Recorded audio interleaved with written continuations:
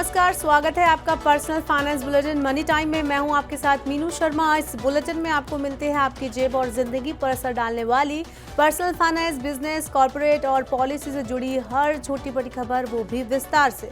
तो चलिए फटाफट शुरू करते हैं इस बुलेटिन में खबरों का सिलसिला। आज की पहली खबर इलेक्ट्रिक वाहन से जुड़ी है। मार्केट रिसर्च फर्म गार्टनर का मानना है कि 2027 तक इलेक्ट्रिक व्हीकल की कीमत पारंपरिक वाहनों की तुलना में कम हो जाएगी। मतलब इलेक्ट्रिक वाहन खरीदना पेट्रोल डीजल वाहनों की तुलना में सस्ता होगा। गार्टनर का मानना है कि नए मैन्युफैक्चरिंग मेथड से ईवी की प्रोडक्शन कॉस्ट घटेगी। गीगा कॉस्टिंग के इस्तेमाल से मैन्युफैक्चरिंग कॉस्ट और असेंबलिंग टाइम घटाने में मदद मिलेगी। गार्टनर का अनुमान है कि बैटरी की लागत की तुलना में उत्पादन लागत में तेजी से गिरावट आएगी। ईवी का सबसे महंगा पार्ट बैटरी ही है और ईवी की कुल कीमत में बैटरी का 40% का हिस्सा है। मोबाइल सेवाओं को बेहतर बनाने के लिए स्पेक्ट्रम की अगली नीलामी 20 मई से शुरू होगी। इस नीलामी में रिलायंस जियो, भारती एयरटेल और वोडाफोन आइडिया भाग लेंगी। दूरसंचार विभाग ने नीलामी के लिए आवेदन आमंत्रित करने का नोटिस जारी किया है। दिवाला प्रक्रिया से गुजर रही कुछ कंपनियों के पास मौजूद स्पेक्ट्रम के साथ ही इस साल खत्म होने वाली फ्रीक्वेंसी को भी नीलामी में रखा जाएगा।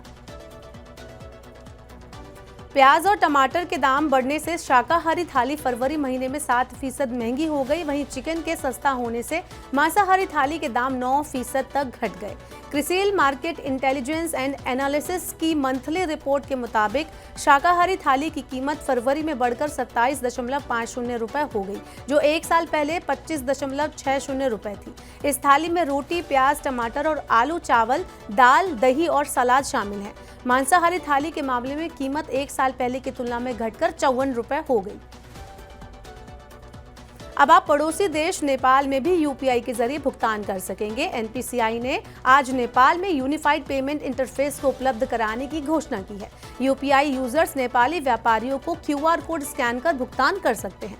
पिछले साल सितंबर में एनपीसीआई इंटरनेशनल पेमेंट और नेपाल के पेमेंट नेटवर्क फोन पे पेमेंट सर्विस के बीच समझौता हुआ था। इसके तहत ही पड़ोसी देश में यूपीआई से भुगतान शुरू हुआ है।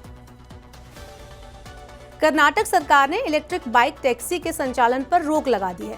महिलाओं के लिए असुरक्षित और मोटर वाहन अधिनियम के खिलाफ पाए जाने के बाद ये फैसला लिया गया है। सरकार ने 2021 में शुरू की गई कर्नाटक इलेक्ट्रिक बाइक टैक्सी योजना को वापस ले लिया है। ऐसा पता चला है कि ऐप आधारित कंपनियां नियमों का उल्लंघन कर रही हैं और गैर कानूनी दोपहिया वाहन चला रही हैं। राज्य में कानून और व्यवस्था बनाए रखने और बाइक टैक्सी पर यात्रा करने वाली महिलाओं की सुरक्षा को ध्यान में रखते हुए सरकार ने ये कदम उठाया है।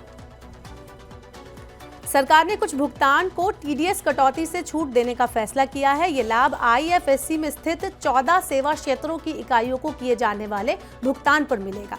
1 अप्रैल 2024 से ये छूट मिलेगी। इस छूट से कर अनुपालन बोझ कम होगा।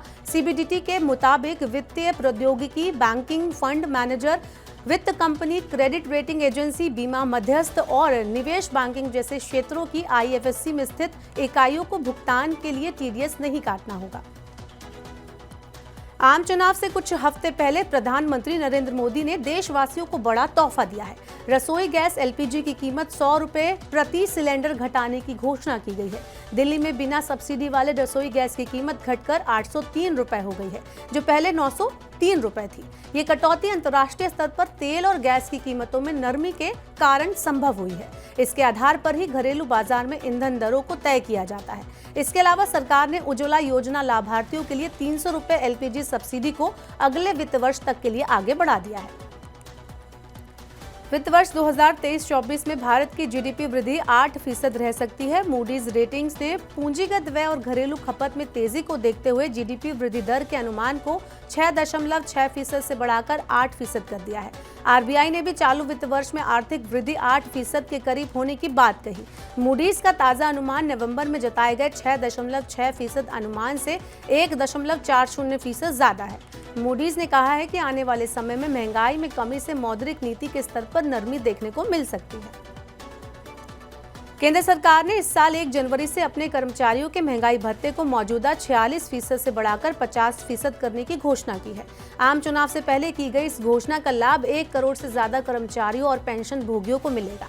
महंगाई भत्ता बढ़ने के कारण सरकारी खजाने पर 12,869 करोड़ रुपए सालाना का बोझ पड़ेगा।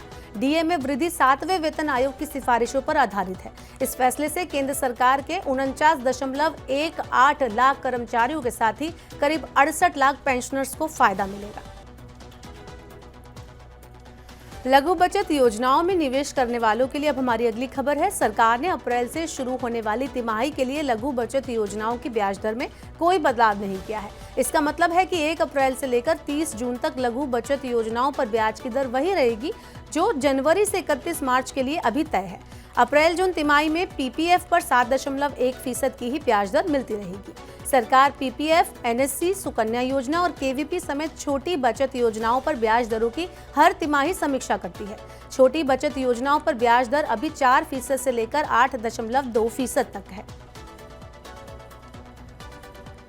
बिजली चोरी के मामलों का जल्द होगा निपटान। Tata power Delhi distribution limited ने बिजली चोरी और कनेक्शन काटने से जुड़े मामलों को तेजी से निपटाने के लिए 9 मार्च को विशेष लोक अदालत आयोजित करेगी। इस अदालत के जरिए बिजली चोरी और कनेक्शन काटने के मामलों का तत्काल निपटान किया जाएगा। विशेष लोक अदालत का आयोजन सुबह 10 बजे से शाम 4 बजे तक दिल्ली के रोहिणी स्थित PLA 1 सब स्टेशन बिल्डिंग में किया जाएगा। ग्राहकों को लोक अदालत में भाग लेने के लिए 19124 पर कॉल या कंपनी को ईमेल भेजकर रजिस्ट्रेशन कराना होगा।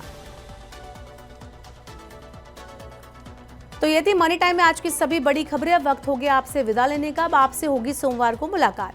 पर्सनल फाइनेंस से जुड़ी खबरों को पढ़ने, सुनने, उनसे जुड़े खास कार्यक्रमों को देखने के लिए आप मनी 9 के सुपर ऐप को जरूर डाउनलोड कर लें।